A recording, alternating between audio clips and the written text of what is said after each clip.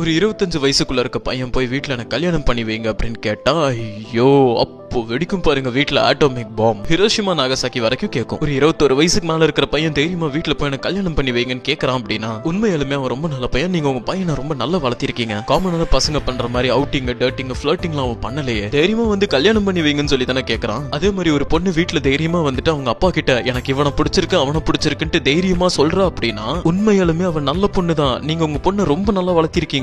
உங்க பொண்ணு வந்து இந்த மாதிரி சொல்றா அப்படின்னா, தயவு செஞ்சு உங்க காது திறந்து அவ சொல்ல வரதை கேளுங்க. அவ எந்த பையனை பிடிச்சிருக்குன்னு சொல்றாலோ அந்த பையனை கூப்பிட்டு வச்சு பேசுங்க. அந்த பையனை கூப்பிட்டு வச்சு இன்டர்வியூ எடுங்க. என்னப்பா என் பொண்ணை கல்யாணம் பண்ணிக்கிறியா, நல்லா பாத்துப்பியான்னு சொல்லி ஸ்ட்ரிக்டா கேளுங்க. ஒருவேளை அவன் கான்பிடன்ட் ஆமா அங்கிள் நான் பண்ணிக்கிறேன்னு சொன்னானா அவன் குடும்பத்தை கூட்டு வர சொல்லுங்க. அப்புறம் அவனை பத்தி சரௌண்டிங்ல விசாரிச்சு பாருங்க. கெட்ட பழக்கம்லாம் இல்லாத நல்ல பையனா இருந்தானா தயவு செஞ்சு கல்யாணம் பண்ணி வச்சிருங்க. ஒருவேளை நீங்க இன்டர்வியூ எடுக்கும் போது, ஆக்சுவலி அங்கிள் நான் ஷெட்லைட் பண்ணலான் இருக்கேன், எங்க அப்பா அம்மா கிட்ட பேசணும் அப்படின்னு சொல்லி குழப்புனானா, கொப்பம் அவனை வந்து வழியா ஒழுங்கு மரியாதையா ஓடி போயிருன்னு அவன் கழுத்த மாட்டில அடிச்சு துரத்தி விட்டுருங்க. அப்புறம் இதுல இன்னொரு பிரச்சனையும் இருக்கு. ஒரு பொண்ணு தன்னை விட வயசுல சின்ன பையனை ஆசைப்பட்டா அப்படின்னா, ஐயோ உன்னை விட வயசுல சின்ன பையன் சொல்லி அப்படியே பேரிகேட்லாம் வச்சு அந்த ரிலேஷன்ஷிப்பை தடுப்பாங்க. இப்ப வயசு கம்மியா இருந்தா என்ன, அவனும் ஆம்பளை தானே. இந்த வயசு பிரச்சனையை காட்டி உங்க பெண் குழந்தைகளுடைய ஆசையை தடுக்காதீங்க. என்ன பையனுடைய குடும்பம் நல்லா இருக்கணும், அவன் கான்பிடண்டா இருக்கணும், சேம் டைம் குடிகாரனா இருக்கவே கூடாது. நான் கடைசியா ஒரு விஷயத்த சொல்லிக்கிறேன். இந்த குடிகாரனுக்கு கல்யாண ஆசை வரவே கூடாது. ஏன்னா குடி மேல ஆசை இருக்கிறவனுக்கு குடும்பத்தை ஒழுங்கா நடத்தணுங்கிற ஆசையே வராது.